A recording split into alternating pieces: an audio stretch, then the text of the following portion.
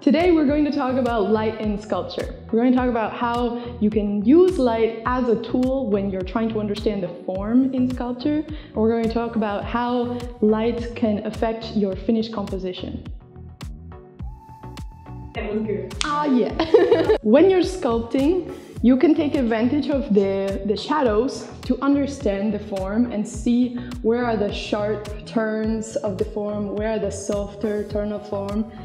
However, you have to be careful never to copy the shadow, because the sculpture, your sculpture and the original cast will never be in the same location and in the same light scenario.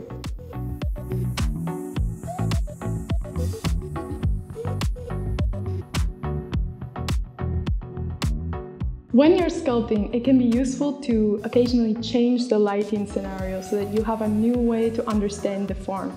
You also want to take into consideration what might be the final lighting scenario for your sculpture, as it will affect your decision-making process and how you want to compose the turn of the form and also the texture on your sculpture.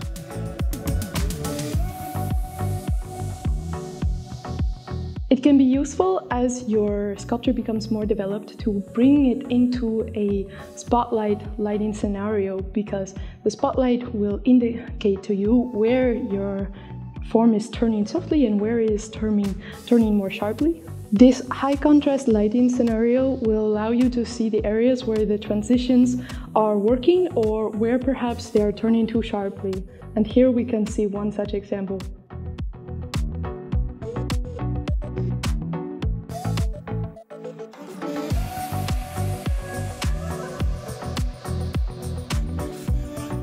Moving your sculpture into different lighting scenarios can also help you to make decisions about what you want your final texture to be. Rougher textures will show up more strongly in high contrast lighting scenarios. These can be very beautiful textures, however, depending on what you are trying to accomplish, those textures can become quite distracting.